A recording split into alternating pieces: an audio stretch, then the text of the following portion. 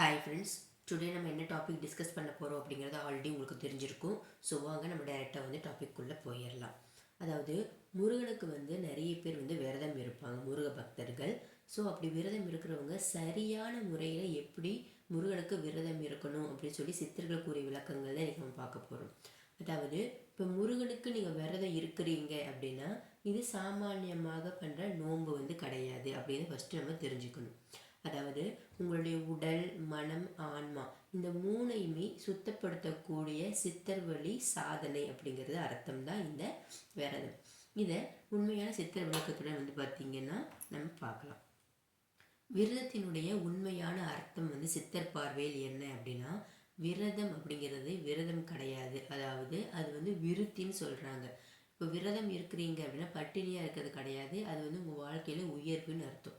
உள்ளத்தில் இருக்கக்கூடிய அந்த அசுத்தங்களை எல்லாம் எரித்து உங்களுக்கு சுத்தமான அறிவை எழுப்புவது தான் அந்த விரதத்தினுடைய உண்மை.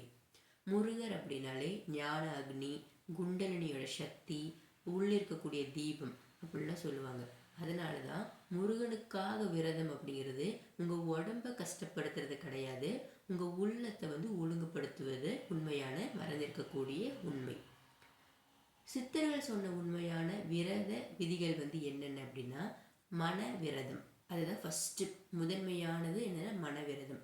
அதாவது கோபம், பொய், பொறாமை, இந்த காம எண்ணம், தேவையில்லாத இந்த வீண் பேச்சு இதையெல்லாம் குறைக்கிறது தான் முதல் விரதம். அதுதான் மன விரதம் அப்படின்னு சொல்கிறாங்க.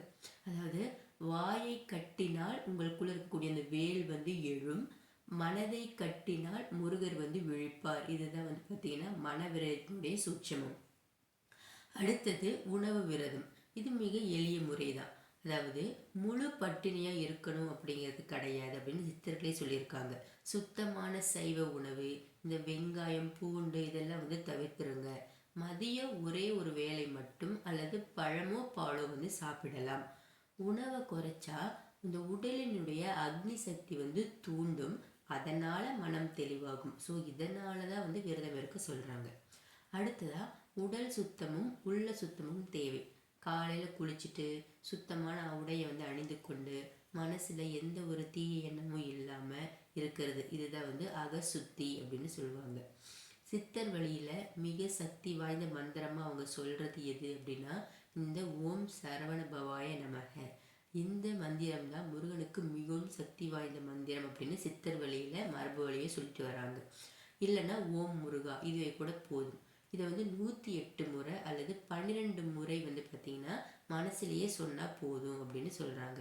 எந்த மாதிரியான நாள் தேர்வு செய்யணும் அப்படிங்கிறது முக்கியம். ஸோ முருகனுக்கு சிறந்த நாட்கள் தான் செவ்வாய்க்கிழமை, சஷ்டி, கிருத்திகை, தைப்பூசம், இந்த சூரசம்ஹாரம் நாள். இதெல்லாம் எந்த விரதம் இருக்கீங்களோ அதுக்கு இந்த நாட்கள் நீங்கள் தேர்ந்தெடுத்து கொள்ளலாம். ஸோ உண்மையான விரதத்தினுடைய பலன் என்ன அப்படின்னா, கனவுகள் பார்த்திங்கன்னா தெளிவாக வரும், மனதில் உள்ள குழப்பங்கள் குறையும், தெய்வத்தினுடைய சைகைகள் தென்படும், பயம் தடைகள் விலகும், உங்களுக்கு உள்ளே ஒரு அமைதி வரும். இதுதான் உண்மையான விரதத்தினுடைய பலன். ஸோ முருகப்பெருமான் வெளியில இல்லை, உங்கள் உள்ளத்துல தான் இருக்காரு அப்படின்னு சித்தர் வாக்கில் சொல்கிறாங்க. ஸோ முக்கியமான எச்சரிக்கை என்ன அப்படின்னா, ரொம்ப அதிகமாக கடுமையான விரதம் இருக்கிறது, இந்த உடலை வதைக்கக்கூட வழியில் விரதம் இருக்கிறது, அதிசயம் நடக்கணும் அப்படிங்கிற ஆசையில் விரதம் இருக்கிறது, இது எல்லாமே சித்தர் வழிக்கு எதிரான விரதம். ஸோ இந்த மாதிரி விரதம்லாம் பண்ண வேண்டாம் அப்படின்னு சொல்கிறாங்க. ஸோ முடிவாக முருகனுக்கான உண்மையான விரதம் தான் என்ன அப்படின்னா, அன்பும் அடக்கமும் அகசுத்தியும், இந்த மூன்றும் மட்டுமே முருகனுக்கான உண்மையான விரதம். இதுதான் சித்தரும் பார்த்தீங்கன்னா பின்பற்றியிருக்காங்க. ஸோ சித்தர் காட்டிய வழியில் விரதம்னா என்ன, அது விரதம் இருக்கக்கூடிய நாட்கள், எப்படி விரதம் இருக்கணும், விரதம் இருந்தால் அதனால் என்ன பலன் கிடைக்கும், விரதம் எப்படி இருக்கக்கூடாது அப்படிங்கிறதுக்கான விளக்கங்களும் பார்த்திங்கன்னா இன்றைக்கி நம்ம டிஸ்கஸ் பண்ணியிருக்கோம். ஸோ இந்த வீடியோ உங்களுக்கு யூஸ்ஃபுல்லாக இருக்கும்னு நினைக்கிறேன்.